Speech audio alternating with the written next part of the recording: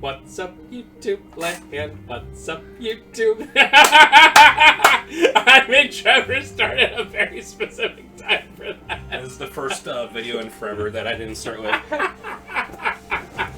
Sorry, I just wanted to say what's up, YouTube land, but in the Outer World theme. All right, what are we doing? What are we doing this time? So like I said last time, I forgot to load that one save file that was ready for Doom Train, but I have this file ready for it. Doom! I made a save file right in front of the Salt Lake, so I had to do the Laguna flashback again, and I didn't care. So if you see in the menu, he's level 9. I'm not playing on this file, just to show I got Doom Train. So you come here, you get Solomon Ring.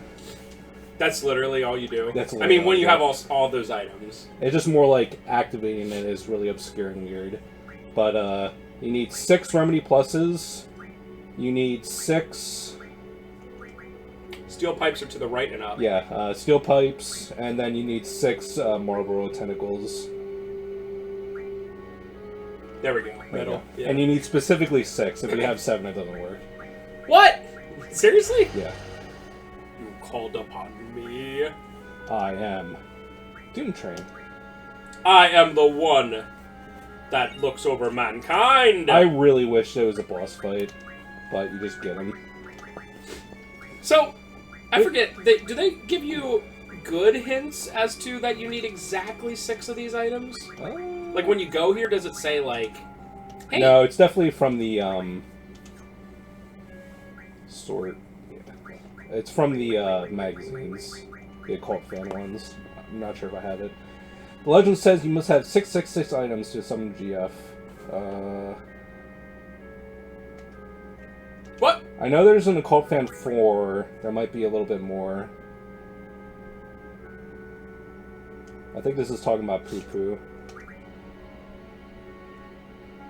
Odell Burke. Steel pipes? The word steel pipes in there. I guess.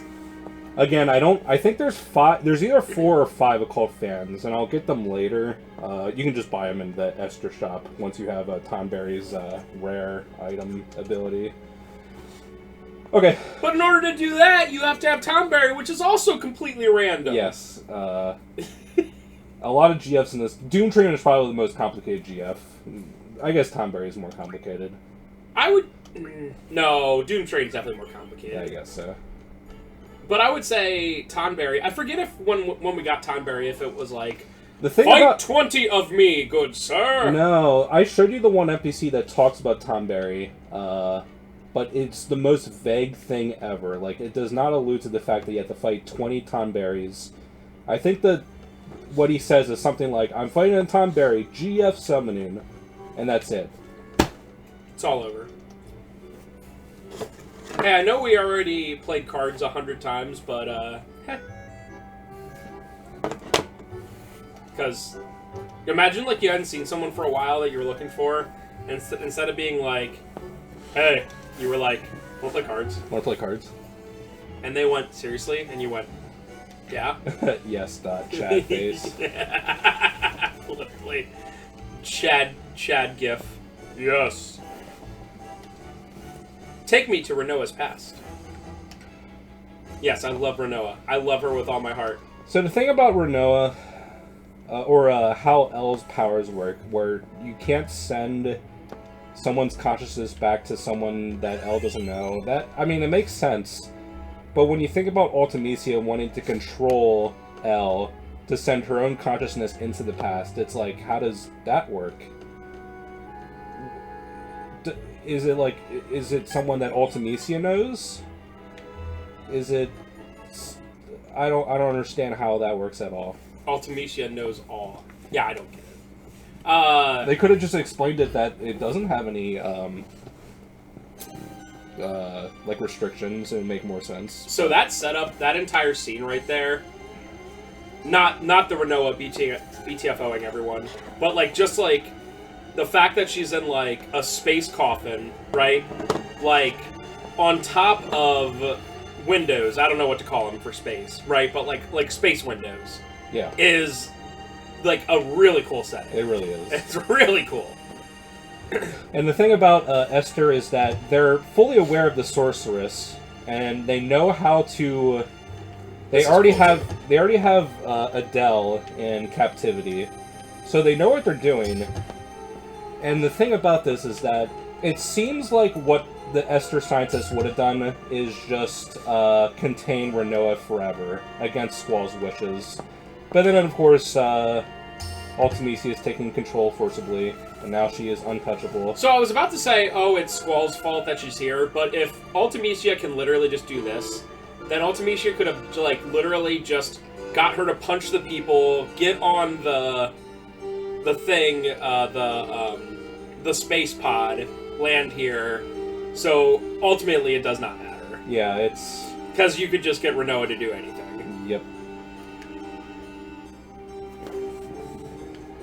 Heh. And there's a lot of things going on that I don't know. It seems almost fated. Like maybe Ultimecia like just waved her hand around to make things happen so perfectly. But the Lunar Cry is starting like right now.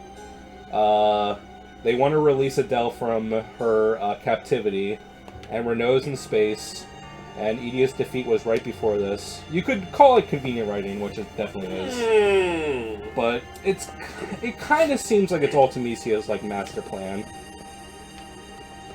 The problem with having a plot like this, where it's like someone from the shadows, literally in the future, pulling all these strings, is that we don't know who Ultimecia is. We have one dialogue with her before we fight her and kill her. I don't dislike the idea of somebody having a master plan and like doing stuff behind the scenes, but it's got to be done really well. Yeah. And it can't just be like you walk into the final room and be like, "Hello, I am this person." And when you have something like that and you introduce time travel to that concept, yeah. And then the ultimate wish of Ultimecia is time compression, which is a concept that literally does not make any sense. It's just like, okay, yeah, things are happening, I guess. And the thing is that we're going to see a bunch of cutscenes that are, like, super cool. Like, the Lunar Cry is, like, one of the coolest moments in Final Fantasy. It's so awesome. But, like, the context around it sucks. Dude. If it was just better written. That's why I think games like this, like Final Fantasy VIII, games that are, like, heavily flawed but have potential, are the games that really should be remade. Instead of... like Resident Evil 4. Yeah. Final Fantasy VII, they're doing their own thing, so I think that's acceptable. I know a lot of people are really angry about Final Fantasy VII Remake, but, like, I think a 1x1 remake just in PS5 graphics would be just boring. They wouldn't be able to do the entire game in one, like, game anyway. It's just impossible. Like, as an example, I don't know many, like, 1x1 remakes, but I love Link's Awakening for Game Boy, and I didn't even bother with the Switch one because it literally is a 100% 1x1 remake, and it's like, what's the point? I played RE4 Remake because I knew it would have, like, some different stuff going on. Another one, Nintendo's been doing this a lot recently, but they're doing a Super Mario RPG remake, which looks like a 1x1 remake. Yeah, it looks like 1x1. And it's like, it's cool, but, like... I wish they would do something else. I'm not going to put it high. I love... Mario RPG is one of my top 10 or 5 favorite games of all time, but I'm not going to put it as high priority to play because it's like, I literally already have. Like, that exact game. Assuming it's a 1x1. And Mario RPG is, like, on one of my favorite consoles of all time. I don't think it has aged, like, badly at all. Do you know, like, something that, like, would... Like, a game that could do for a remake would be, like, Tomb Raider 2, right? Like, people like Tomb Raider 2 and 1 and 2 and 3 and whatever a lot. But, like, I never quite got them because they were, like, just a little too clunky for me, even back in the day. So that's, like, a perfect remake right there. Like, make a remake of that and make it, like, almost 1x1, but just, like, improve the graphics and the controls. Great. And I don't know much about Tomb Raider, but apparently that Tomb Raider Anniversary, like the remake of 1, was also bad. For reasons I don't understand, but a lot of people say that. I forgot about that one, but I was thinking more of like a true remake. Yeah. Or hell, that one would work as a 1x1. Yeah, Tomb Raider is just a completely screwed franchise because they did that reboot that no one liked, and they did 3 games that all just... Yeah. People already forget they exist. Because they're just so derivative of, like, that modern, like, Sony movie game formula. Yeah, whenever I think of a game that deserves a remake, like a true remake, I'm like, PS1 era. PS1 and 64. Like, especially PS1. Like, just a lot of those games would work perfectly because it was early 3D and blah, blah, blah.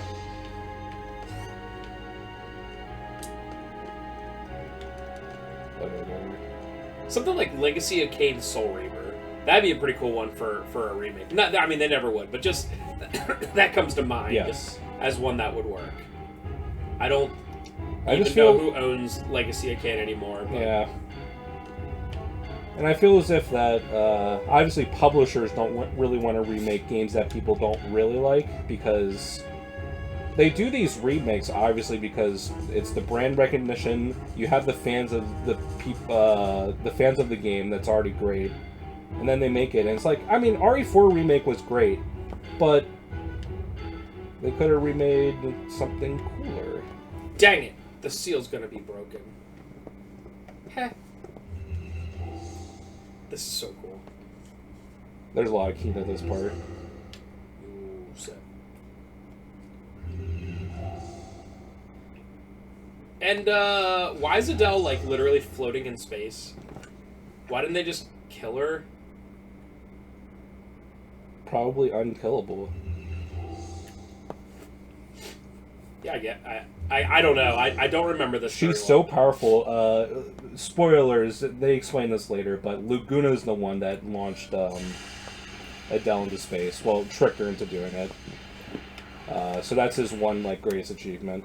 But I don't think Laguna or Kiros or Ward could have taken down Adele. No one can.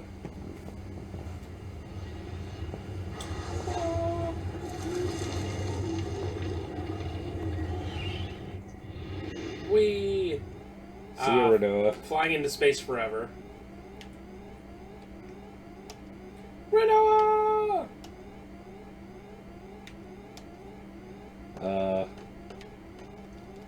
No.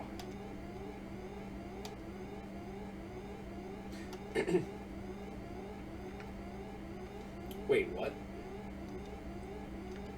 I don't know.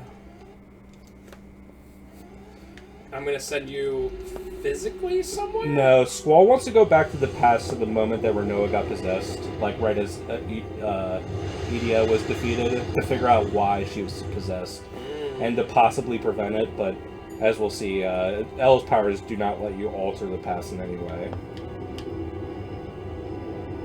But at this point, Squall's just, like, clinging onto his one barely glimmering ray of hope.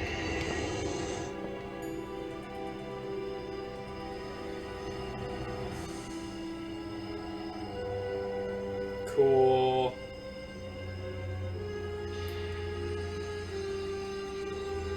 Is that Adele or is that the monsters? I think that's something with Lunatic Pandora. I'm not exactly sure what happened right there.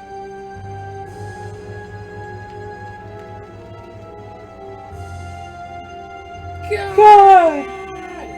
God, I wish that was me! Rip. I'm so in love! Okay. So I just got done playing through all of Final Fantasy X. I literally beat Penance yesterday. But one thing that really stuck out in that game was Yuna's English voice actor is not very good. But one of the weirdest things performance-wise is that there's a lot of times when Yuna says okay, but she just says it in the weirdest way imaginable. A lot of times, like, it sounds like the voice line was, like, cut off, like the editing was bad, but it's like, okay. I can't even replicate it. It is so weird, but it happens like 5 times, and every single time it happened, I was like, man, that sounds so weird. If you didn't, in that, like, 15-minute period that you had, get the cards from Alone and Pell, do you get a chance to get those again? You can... And not from the Queen of Cards in Disc 4. I don't think you can get them from... No, you can't get them naturally from them. So the two ways to get them is the Queen of Cards in Disc 4, which is very... You do not want to do that. We have to do one card that way, and it is the worst thing ever. But the easier way is at the CC Club. If you finish the CC Club side quest, in Disc 4, all the CC Club members are in Ragnarok, and all of them have all the cards that you missed, level 8 onwards. So honestly, I would say that the easiest way to do the triple triad, if you want to be super soulless, is just do the CC Club stuff, beat Quistis, and then don't bother with any of the GF or player cards, and then get them all from the CC Club in Disc 4. It would be boring, but it'd be pretty easy. I wonder if they would potentially use more than one rare card at once, like how that would work. I'm not sure. I think they only use one. I remember looking up a guide for this, like how it works. I think they only use one, and then they replenish their stock after you get the one. But there's a couple cards you can't get from the CC Club, and it's specifically the Queen of Cards trade ones, those 5 special ones. And the Queen of Cards can use all rare cards if she wants to. So if you go up to the Queen of Cards in Disc 4 and have 0 of the level 8 to 10 cards, she will, like, play all the best cards all at once. And spoilers, she uses all the rules, and you can't manipulate it. Because she literally tells you, I'm playing by my own rules. And then when you start, it is literally every rule activated. And the reason why I'm so terrified of it is that we have to get the Kyros card back that way. It's the last triple triad thing we have to do. Because the Kyros card was one of the Queen of Cards sign quest ones, and I refined it for the accelerators for auto haste. And I'm gonna have to win it back from the Queen of Cards. And it's gonna be the worst thing ever. Let's go. Where am I? Just imagine random, sudden death, plus same wall. Elemental. Random? Yeah, random. Everything. I play by the most ridiculous rules of all time. And of course random doesn't affect her, because she just uses the best cards all at once. The reason why random is such BS is because it only affects you. Oh, my loyal knight. What? How did you not understand that? Based. Cypher is a loyal knight to literally Ultimecia. Yeah. I don't know, it's hard to tell because it's not written super good, but I think Cypher is just pretty much underneath Ultimecia's control. Which was what my theory for why Squall is suddenly enamored with Rinoa. Very suddenly. Because of also Ultimecia. Ultimecia. No! At least we got to see what she looked like at the pretty much at the end of Disc 3. Are you able to change the past? Yeah, because she we already found out that you can't change the past because we went back to Laguna's past like over and over. And Elle was like, well, I couldn't change the past, but it was nice knowing how much Laguna loved me. And it's like, yeah, we already know that you can't change the past. I don't know. So the overall, like, execution of this being like, oh, Ultimecia is in Rinoa? And it's like, we already know this. Oh, we can't change the past? We also already know this. Oh my god. This part's cool, though. Is this literally Eyes on Me? Am I Soon. gonna make it? We have to do the monster clear out in Ragnarok first. That's probably top 3 Kino moments in the game. It's really cool. Although very difficult. It's just really weird how it works. It's just like this random, like, you have to kill them in colored pairs. It's like, okay. It's fine, I guess. I'm helpless. This reminds me of the end of Star Trek II, The Wrath of Khan.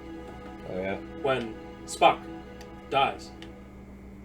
Rest in peace. And I guess because it's space, I apologize if I get this slightly wrong, but they like shoot his casket out into space because it's space. Because it's cool. And hold on, I'm gonna say the line, folks. Don't worry, I'm gonna say the line. All right.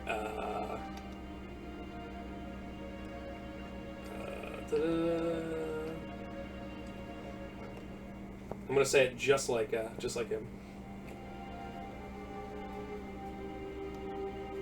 As soon as I figure it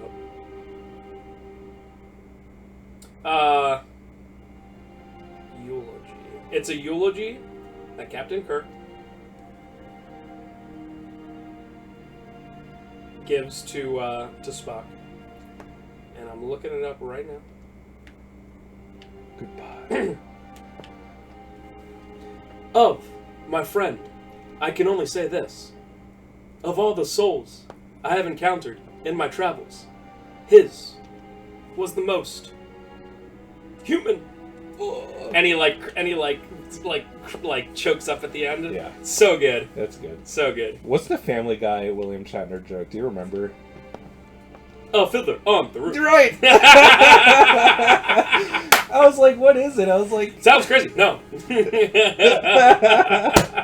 Dude. That's like my favorite Family Guy moment ever. But in our little village of Antarctica, every one of us. God! Sorry, Mike from Red Letter Media. I don't know anything else about stupid Trek. Yeah, I said it. Stupid Trek. Did you see that thing where William Shatner had like a really awkward Twitter argument with Red Letter Media, kind of? Yeah. And then they ended up blocking their Twitter account. It's really weird. Just because the fans were stupid, but also. He's also 91 and he still pones noobs, and it's really funny. He also seems like just an idiot. Yeah, but also kind of a based idiot too. Yeah, I think it's I feel like it's how some people would feel about a former politician in the same way, of just being like, what a based idiot. So George Takei, the guy who was, I'm sorry, I don't know his name on the show. He was the Asian guy on the show from the 60s, and he had a falling out with William Shatner, and they got into arguments and stuff. And one time, someone was at a panel or during an interview was like, "What do you think about George Takei?" And Shatner was like, "Who?"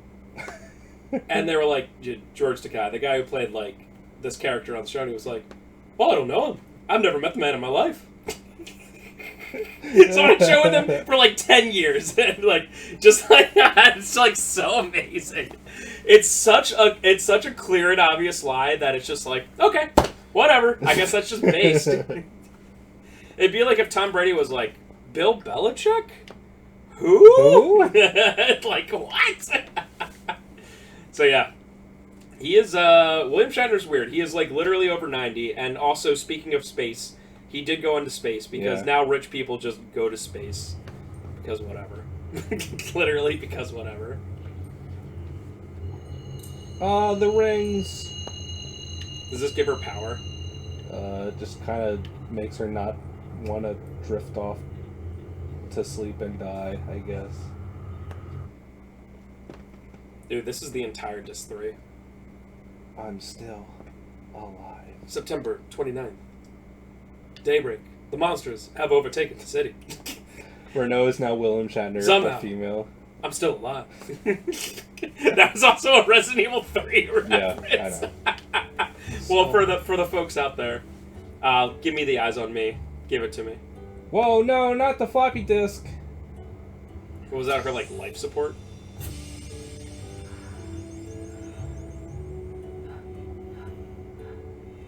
So I've watched way too many videos on what would happen to you if you fell out into the vacuum of space, and it's luckily it's not that your head would explode, as is popularly put in media, that literally your eyeballs would pop and whatever. I mean, you would definitely die. And if I think in reality you would get immediately irradiated on the side towards the sun, and then the other side that's not facing it, you would freeze instantly.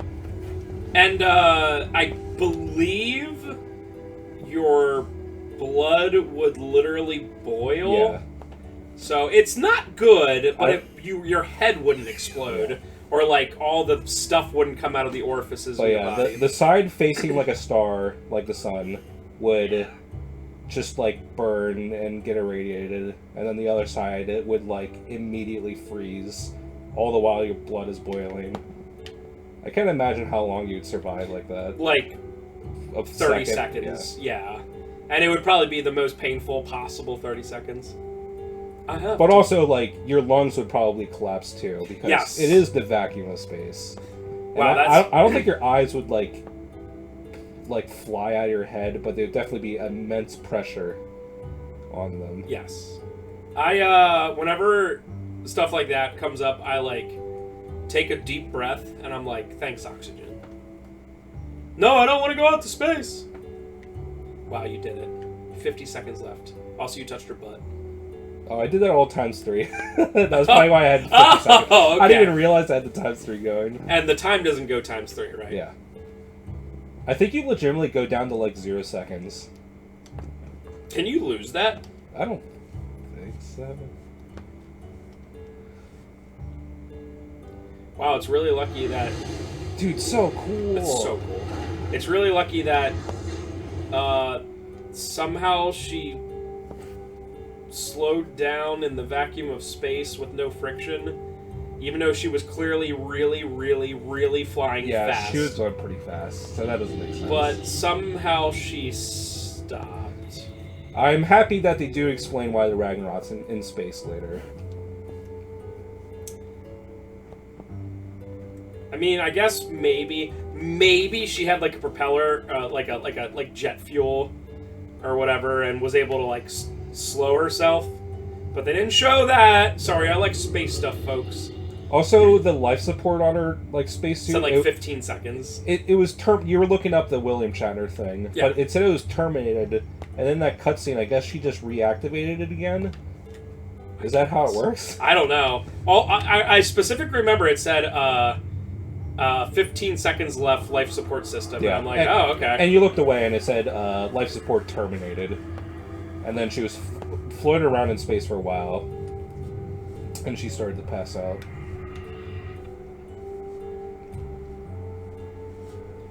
The Ragnarok.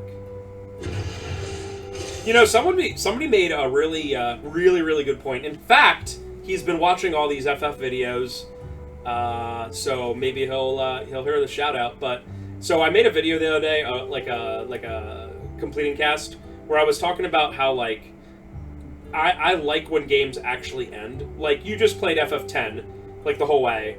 And it was probably, like, a little sad when you're all done, but, like, it's good for that. Whereas games nowadays are like, oh, no, procedurally generated, 10-year-long Halo Infinite's gonna go forever, and, like, all this stuff. Essentially, my point was just, like, it's good for games to end. And they made a really good point I never thought about before, because I mentioned, I just don't like Western RPGs, right? Like Skyrim and Fallout 3. I've tried them. I've tried them multiple times.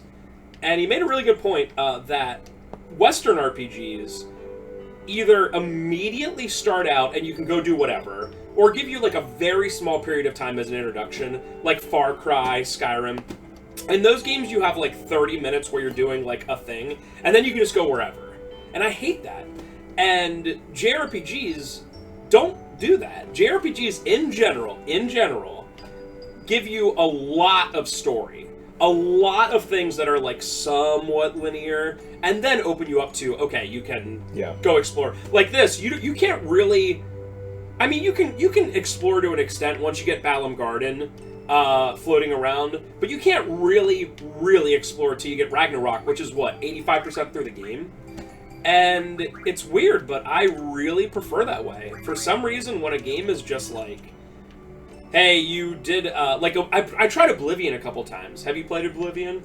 I'm also in the same boat where I tried it a couple times, and I get past, like, the 20 minutes where you're in the dungeon, and I'm like, this is cool, and then you go out there, and it's like, dude, just go wherever, do whatever, and it's like, no, dude, like, I do not like that. And I've never had someone explain it that way, where they're like, hey, Japanese RPGs give you, like, 10, 15, 20 hours of story, and then they're like, go do whatever, right? And I truly prefer my games that way because the story beats hit so much better in JRPGs types games than Western RPGs, where it's like, hey, you're the Dragonborn. Go do stuff. Yeah. Like, at that point, it's like, okay, like, the story means nothing to me. And Grand Theft Auto is another good one where it has, like, a main, like, oh, that's fine. Is that fine? I can't... You don't get experience from any of these. Oh, guys. Cool. Grand Theft Auto is another good one where it has a main, like, story narrative, but there's so many times when you do, like, other side missions that have nothing to do with anything, and then there's a lot of times when you just, like, mess around, you know? And it just feels so disjointed when you go back to the main narrative. And you're like, oh, who's this? And like, maybe not so much saying who's mostly, this guy, but you're like, wait, what was I doing? Mostly like Bethesda RPGs, but also like, you know, GTA and games like that.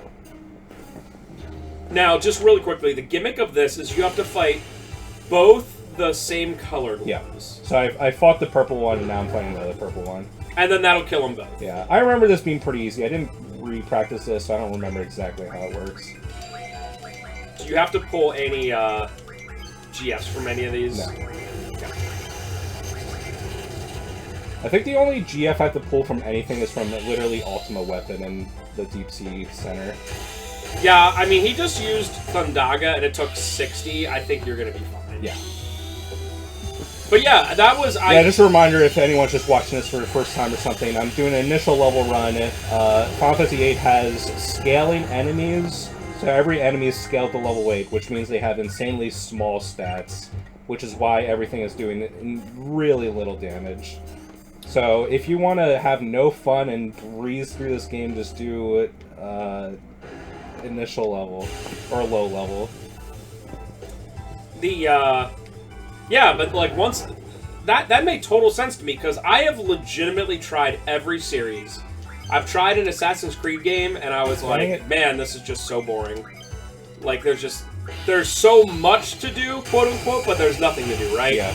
I played Fallout 3, I got a couple hours in, and I was like, what am I doing? I played Skyrim 2 or 3 times. 5-7 hours in, and I'm just like, dude, I'm not getting it. Yeah. And I think that's why. And to kind of explain to anyone that doesn't disagree with what they're hearing right now, it's just personal taste. Of course. A lot of people just... me and Spencer like games that have a very specific, like, linear narrative.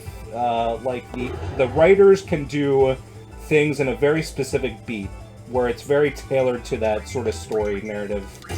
Even a game that I really like, which is the Batman Arkham series, it doesn't have quite as strong of a story as a more linear game, simply because you can spend hours and hours and hours doing something else. And then you go back to the story and you're like, wait, what? Again, just opinions yeah. on that. But I have nothing against people who like stuff like Skyrim and Fallout and whatever, but I just can't get into them, and it's such a shame. I want to. But yeah, it's not for me. And I understand someone playing a JRPG would be like... Oh, shoot, it's 2 guys. Like, when I see somebody speedrunning, like, a JRPG, and all they do for hours is just slam on the circle button to go past the text, I'm like, what are you doing? But, like, to go through once in a while, or to, like, revisit the story, or revisit the game, like, that's what it's about. I replayed Final Fantasy X, but I have not played Final Fantasy X since the PS3 release, which was, like, literally 10 years ago. So, like... Once you get to, like, 10 years ago, it's like, yeah, I kind of feel like playing this game again, but I could not imagine speedrunning Final Fantasy X. It sounds so boring. It sounds like the worst thing possible. Simply because it's like... I mean, those cutscenes are unskippable, right? Yes. Oh. Even in the HD remaster. Oh my god. And there's no speed up. Wow, there's no speed up. No. I guess because of the... they can't do that because everything's voice acted. Could be that. It could also just because it's obviously more of like a PS3 game than it is a PS2 game, so it might just not be able to do it on newer consoles, especially the Switch when I played it on. Alright. Also, this music has always struck me as inappropriate for this area. It is a little odd. Alright, so green, and then yellow's over there. I gotta find the other. Is that green? Yeah. Looks yellow to me. It's green. Colorblind, sorry. You better be. Yeah, I'm mad. I think yellow or green is in here.